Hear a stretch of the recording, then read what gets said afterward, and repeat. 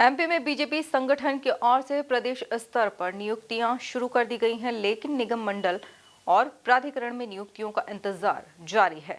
वहीं अब इन मुद्दों पर सियासत शुरू हो चुकी है। देखिए, भारतीय जनता पार्टी का जो कार्यकर्ता, मूल कार्यकर्ता है ना, वो अपने आप को दीनदयालु दया दुर्लभ दरी बिछाओ योजना का हितग्राही बनकर समझ कर रह गया है। क्योंकि जब वो उसने पूरी मेहनत करी थी संगठन से सरकार में आने के लिए, सत्ता में आने के लिए, पर आज जब सत्ता का विकेंद्रीकरण की बात हो रही है तो सत्ता जो है सीमित हाथों में सीमित हो चुकी है। आम कार्यकर्ता उस सत्ता में भागीदारी नहीं बन पाया। वही अजय जामवाल जी लगातार जो है मीटिंग कर रहे हैं, नई पाठशालाएं लगा रहे हैं, लेकिन उस पाठशाला का भी असर न संगठन पे हो रहा है, न सरकार पे हो रहा है। हम सरकार में देख रहे हैं कि सरकार के अंदर ही इतनी अंदरूनी कलह निकलकर सामने आ रही है। भाजपा के जो कद्दावर मंत्री अपने आप को कहते हैं, उनकी किस तरह से अमर्यादित भाषा जो है विधानसभा में देखने को मिल रही है और मीडिया से इंटरेक्शन में देखने को मिल रही है। तो ये बताता है कि कहीं ना कहीं जो है फ्रस्ट्रेशन बहुत हावी हो चुका है।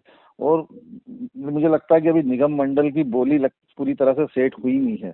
तो पहले जो है कार्यकर्ताओं को एक छोटे मोटे पदों को देके उपकृत किया जा रहा ताकि एक असंतोष दबा दिया जाए। और वहीं जो निगम मंडल और प्राधिकरण जैसे जो पद हैं, जो कि भाजपा के सरकार में अभी 4K की गवर्नमेंट चल रही, कास्ट, क्राइम, करप्शन और कमीशन, तो ये मंडल का खेल है, कमीशन का खेल है, तो इसके अंदर बोलियों का खेल चल रहा है। तो जिसकी सर्वाधिक बोली लगेगी उसको पद से उपकृत करेंगे। और जहाँ तक कार्यकर्ताओं को उन्हें संगठन में एडजस्ट करके छोटे मोटे पद देके जो है एक प्रकार का जो नाराजगी है उसे दबाने का प्रयास किया जा रहा है। देखिए, बिल्कुल होता है। एक कार्यकर्ता पूरी पूरी ताकत के साथ में अपने संगठन के लिए काम करता है, चाहे कांग्रेस हो चाहे भारतीय जनता पार्टी। और उसका जो भी सरकार बनती है, जिस भी दल की सरकार बनती है, उसका पहला दायित्व ये बनता है कि अपने कार्यकर्ता को सत्ता के विकेंद्रीकरण में उपकृत करना, ताकि जमीनी लेवल पर शासन और प्रशासन की हठ धर्मिता पे लगाम लगाई जा सके और एक जनता के साथ समावेशी और सामाजिक विकास की जो मूल धारणा होती है किसी भी पार्टी, किसी भी संगठन की, किसी भी सरकार की, जिसकी सरकार बनती, चाहे कांग्रेस हो या भाजपा हो, उसका पहला उद्देश्य होता है सामाजिक विकास और समतामूलक समाज का उद्धार करना, उसके लिए कल्याण करना, कल्याणकारी योजनाएं लागू करना। और उससे वॉचिंग कौन करता है? उसको ये निगम मंडल प्राधिकरण के अंदर जो सदस्य बनते हैं, कहीं ना कहीं इनको एम्पावरमेंट मिलता है, सत्ता के अंदर आते हैं, तो ये कहीं ना कहीं सरकार को जमीनी स्तर पे भी मजबूत करते हैं। सरकार की योजनाओं को व्यापक रूप से जनता तक पहुंचे, उसको लेकर ये कार्य करते हैं। लेकिन देखने में आया जिस तरह से भारतीय जनता पार्टी में पर्ची का खेल शुरू हो गया, प्रदेश के मुख्यमंत्री से लेकर मंत्रालय तक, क्योंकि मुख्यमंत्री हमारे पर्ची पे बने हैं, तो कहीं ना कहीं अब निगम मंडल और प्राधिकरणों की भी पर्ची की बोलियां लग रही है। तो बोलियां भी मेरे ख्याल से उसमें पूरी तरीके से जो बोलियां हैं वो फुलफिल नहीं हो पा रही है, इसलिए नियुक्तियां भी पेंडिंग पड़ी हुई है। और वहीं जो है भाजपा के अंदर अनुशासन लगातार तार तार हो रहा है। तो कहीं ना कहीं उस अनुशासन, जो नाराजगी है कार्यकर्ताओं को, उसको दबाने के लिए इस तरह के छोटे मोटे पद दे के उपकृत किया जा रहा है। देखिए, मुझे लगता है कि भारतीय जनता पार्टी में नियुक्तियों में कांग्रेस की ज्यादा रुचि है बजाय कांग्रेस पार्टी के अपने विषयों को लेकर। जहाँ तक मध्य प्रदेश की जनता के हितों के विषय की चिंता है, तो एक विधिवत निर्वाचित सरकार है जिसके मुखिया आदरणीय मोहन यादव जी हैं, मुख्यमंत्री सेवक के रूप में हमारी सरकार मध्य प्रदेश की सेवा कर रहे हैं। और अभी हमने मध्य प्रदेश का अब तक का सबसे बड़ा बजट, मध्य प्रदेश का राजस्व अधिक का बजट, मध्य प्रदेश की 8% विकास दर का बजट पेश किया है।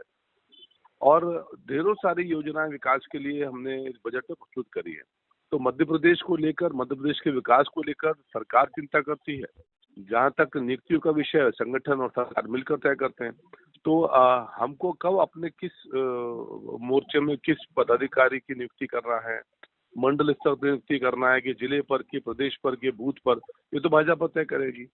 तो हमारी चिंता कांग्रेस ना करे, हम स्वयं की चिंता करने में सक्षम हैं और साथ साथ जनता की कृपा और आशीर्वाद से हम जनता की सेवा करने में सक्षम, दोनों काम हम बराबर करते चले आ रहे हैं। तो भारतीय जनता पार्टी में नियुक्ति का अधिकार कम से कम भारतीय जनता पार्टी का तो है, उतना रहने दे कांग्रेस में। देखिए, कांग्रेस का चीजों को देखने का दृष्टिकोण कांग्रेस ही है। और ये मतभेद, मनभेद और सारे प्रकार के जो अंतर और भेद है, कांग्रेस पार्टी की राजनीतिक परंपरा और शैली है। आप देखिए ना कि कहीं आपको अरुण यादव जी नाम के राजनेता दिखते हैं कांग्रेस में, बरसों के नजर आए हो तो उमंग सिंगार विधानसभा से विधानसभा के बीच आते हैं, उसके बाद पूरे सत्र के अलावा कहीं नजर नहीं आते। अजय सिंह राहुल भैया लापता हैं। कमलनाथ जी विधानसभा में झलक दिखला के आए और चले गए। दिग्विजय सिंह जी ने जब से उनको पता चला कि राज्यसभा का उनका पत्ता कट गया है, तब से वो नेपथ्य में है। जयवर्धन सिंह और ओमकार मरकाम, कमलेश्वर पटेल जैसे नेता अपने कोप भवन में बैठे हुए। तो ऐसी स्थिति कांग्रेस पार्टी की है, तो उनको लगता है कि सब जगह वैसे मतभेद मनभेद की स्थिति है। भारतीय जनता पार्टी में न किसी प्रकार का कोई भेद है, न भेदभाव है। हम एक ही भाव के साथ काम करते हैं, वो है कार्यकर्ता का भाव। और हर कार्यकर्ता को संगठन समय काल परिस्थिति के आधार पर जैसा आवश्यक समझता है जिम्मेदारी देता है, दायित्व देता है, उसका हम निर्वहन करते हैं।